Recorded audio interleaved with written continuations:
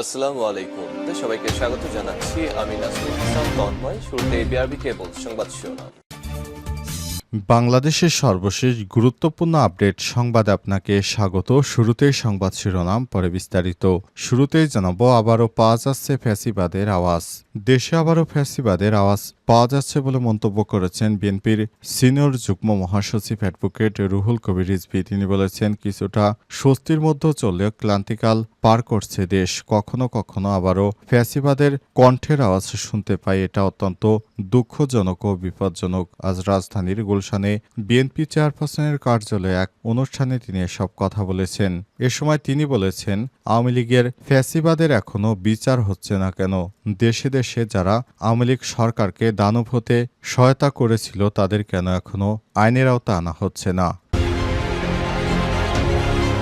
গাজায় পরিকল্পিত ধ্বংসযজ্ঞ চলছে, বন্ধ মানবিক সহায়তাও। ফিলিস্তিনে অবরুদ্ধ গাজা উপত্যকার ঘরবাড়ি এবং তাঁবুর মতো আশ্রয় কেন্দ্র ইসরায়েলি বর্বরতা থেকে রেহাই পাচ্ছে না। বেসামরিক ফিলিস্তিনিদের উপর বিমান হামলা অব্যাহত রেখেছে দখলদার দেশটি। পাশাপাশি ৮ সপ্তাহ ধরে উপত্যকায় খাদ্য, ওষুধ এবং ত্রাণ সামগ্রী প্রবেশ বন্ধ করে রেখেছে। তারা এই পরিস্থিতিতে জাতিসংঘ সবচেয়ে ভয়াবহ মানবিক সংকট হিসেবে বর্ণনা করেছে।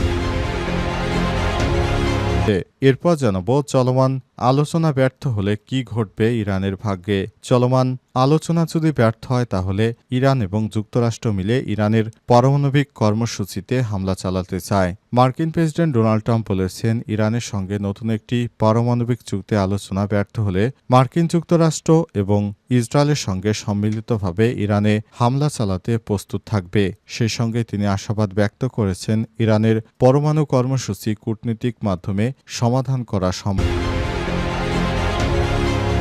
এদিকে পাকিস্তান জুড়ে হামলার পরিকল্পনা করছে হিন্দুত্ববাদী ভারত, দাবি আসিফের। পাকিস্তানের প্রতিরক্ষামন্ত্রী খাজা মোহাম্মদ আসিফ দাবি করে বলেছেন, গোয়েন্দা প্রতিবেদন নিশ্চিত করেছে যে ভারত পাকিস্তানের বড় শহরগুলোতে সন্ত্রাসী হামলার পরিকল্পনা করছে। সামা টিভিতে দেওয়া এক সাক্ষাৎকারে সব দাবি করেন তিনি। এ সময় তিনি বলেন, ভারতকে হুঁশিয়ারি দিয়েছেন এবং বলেছেন, ভারত যদি আগ্রাসনের পথে হাঁটে তাহলে পাকিস্তান প্রতিক্রিয়া জানাতে 200 ভাগ প্রস্তুত।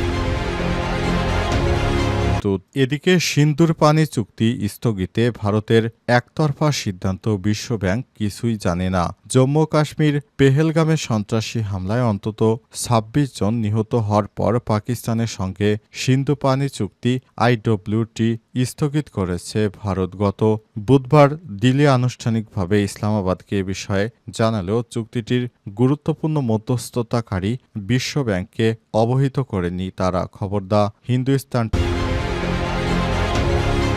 আবারও পাওয়া যাচ্ছে ফ্যাসিবাদের আওয়াজ। দেশে আবারও ফ্যাসিবাদের আওয়াজ পাওয়া যাচ্ছে বলে মন্তব্য করেছে বিএনপির সিনিয়র যুগ্ম মহাসচিব অ্যাডভোকেট রুহুল কবির রিজভী। তিনি বলেছেন, কিছুটা স্বস্তির মধ্যে চললেও ক্লান্তিকাল পার করছে দেশ। কখনো কখনো আবারও ফ্যাসিবাদের কণ্ঠের আওয়াজ শুনতে পাই, এটা অত্যন্ত দুঃখজনক। আজ রাজধানীর গুলশানে বিএনপি চেয়ারপারসনের রাজনৈতিক কার্যালয়ে এক অনুষ্ঠানে সব কথা বলেছেন তিনি। অনুষ্ঠানে বিএনপির ভারপ্রাপ্ত চেয়ারম্যান তারেক রহমানের নির্দেশে গণঅভ্যুত্থানে শহীদ আবদুল্লাহ বিন জাহিদের ক্যান্সার আক্রান্ত ছোট ভাই মাহমুদুল্লাহ বিন জিসানের চিকিৎসার জন্য আর্থিক সহায়তা প্রদান করে আমরা বিএনপি পরিবার। সরকারের উদ্দেশ্যে রিজভী আরও বলেছেন, আমাদের ক্লান্তিকাল এখনো শেষ হয়নি। এটা স্বস্তির মধ্যে থাকলেও এখনো ৬০ লক্ষ বিএনপি নেতাকর্মী মামলা থেকে অব্যাহতি পায়নি। এখনো কেন প্রত্যাহার হচ্ছে না? শেখ হাসিনার দোসররা ব্যবসায়ী প্রতিষ্ঠান কেন বন্ধ করছে না?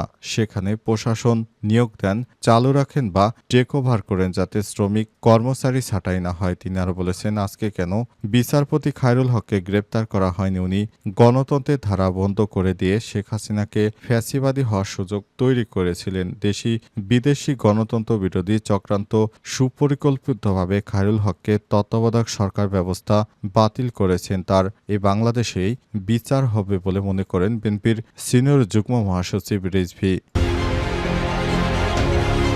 গাজায় পরিকল্পিত ধ্বংসযজ্ঞ চলছে, বন্ধ মানবিক সহায়তাও। ফিলিস্তিনে অবরুদ্ধ গাজা উপত্যকার ঘরবাড়ি ও তাঁবুর মধ্যে আশ্রয় কেন্দ্রেও ইসরায়েলি বর্বরতা থেকে রেহাই পাচ্ছে না সাধারণ মানুষ। বেসামরিক ফিলিস্তিনিদের উপর বিমান হামলা অব্যাহত রেখেছে দখলদার দেশটি। পাশাপাশি ৮ সপ্তাহ ধরে উপত্যকায় খাদ্য, ওষুধ ও ত্রাণ সামগ্রী প্রবেশ বন্ধ করে রেখেছে। এই পরিস্থিতিকে জাতিসংঘ সবচেয়ে ভয়াবহ মানবিক সংকট হিসেবে বর্ণনা করেছে।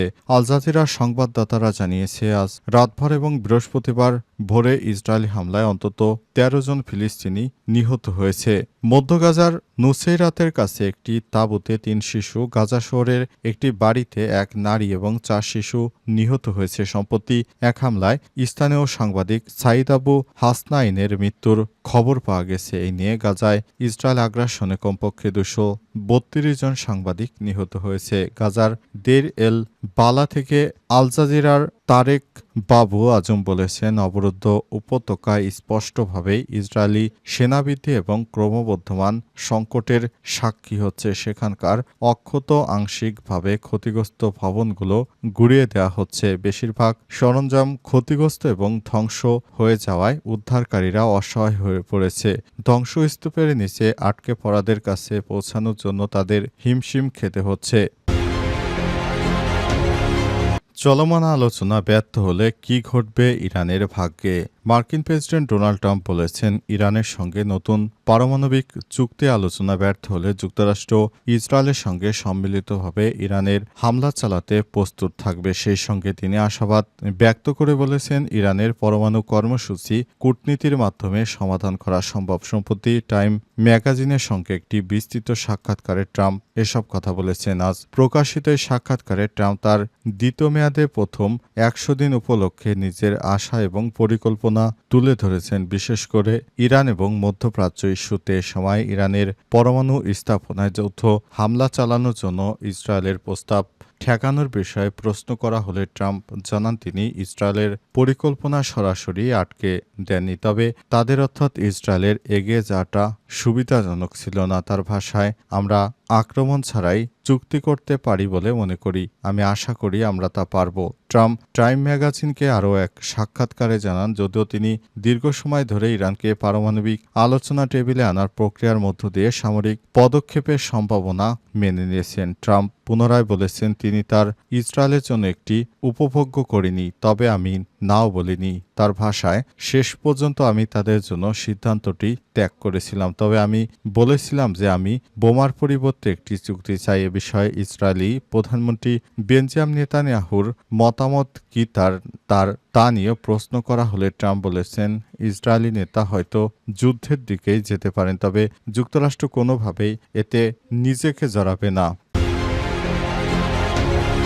পুরো পাকিস্তান জুড়ে হামলার পরিকল্পনা করছে হিন্দুত্ববাদী ভারত, দাবি পাকিস্তানের উপপ্রধানমন্ত্রীর। পাকিস্তানের প্রতিরক্ষা মন্ত্রী এবং উপপ্রধানমন্ত্রী খাজা মোহাম্মদ আসিফ দাবি করেছেন এবং তারা জানিয়েছেন, গোয়েন্দা প্রতিবেদন নিশ্চিত করেছে যে ভারত পাকিস্তানের বড় বড় শহরগুলোতে সন্ত্রাসী হামলার পরিকল্পনা করছে। সামা টিভিকে দেয়া বিশেষ সাক্ষাৎকারেই দাবি করেন তিনি। সে সঙ্গে তিনি হুঁশিয়ারি দিয়ে বলেছেন, ভারত যদি আগ্রাসনের জন্য হাঁটে তাহলে পাকিস্তানও প্রতিক্রিয়া জানাতে ২০০ ভাগ এগিয়ে রয়েছে।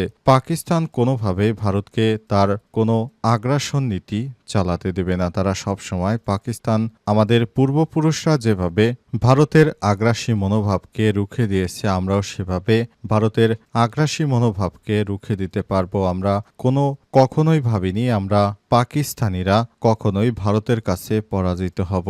সুতরাং আমাদের পারমাণবিক শক্তি আছে, আমরাও ভারতকে উচিত শিক্ষা দেব। ভারতকে কোনোভাবেই আমরা ছাড় দেব না। এ সময় তিনি আরো বলেছেন, ভারত সবসময় তার আগ্রাসী মনোভাব নিয়ে চলার চেষ্টা করে, কিন্তু পাকিস্তান সবসময় বন্ধুসুলভ আচরণ করে থাকে। ভারতে একটি হামলা হয়েছে, সেই হামলার বিষয়টিকে তারা সরাসরি আমাদেরকে জড়িত করছে, কিন্তু আমরা বারবার বলে আসছি আমরা এই হামলার সঙ্গে জড়িত নই, কিন্তু ভারত তারপরও ইচ্ছাকৃতভাবে আমাদের পানি চুক্তি বাতিল সহ বিভিন্ন কর্মকাণ্ড পরিচালিত করছে। এ কারণে পাকিস্তানেরও ব্যাপক ক্ষয়ক্ষতি হয়েছে। তবে এসব ক্ষয়ক্ষতির কারণ উপেক্ষা করে আমরা ভারতের সঙ্গে কোনো ধরনের সংঘর্ষ জড়াতে চাই না, কিন্তু ভারত যদি পাকিস্তানের কোনো ধরনের সন্ত্রাসী কর্মকাণ্ড পরিচালনা করে তাহলে ভারতকে এক বিন্দুও ছাড় দেওয়া হবে না। সরাসরি ভারতকে আমরা কঠোর শাস্তি দেব বলে জানিয়েছেন পাকিস্তানের প্রতিরক্ষামন্ত্রী। এছাড়াও তারা জানিয়েছে ভারতকে ইতিপূর্বে কখনোই পাকিস্তান এক চুলও ছাড় দেয়নি, ভবিষ্যতেও দেবে না। কারণ সন্ত্রাসী কর্মকাণ্ড তারা নিজেরা না ঠেকাতে পেরে তারা পাকিস্তানের উপর সব ধরনের বর্বর আগ্রাসী মনোভাব তুলে ধরছে, কিন্তু এটি কোনোভাবেই কাম্য নয়।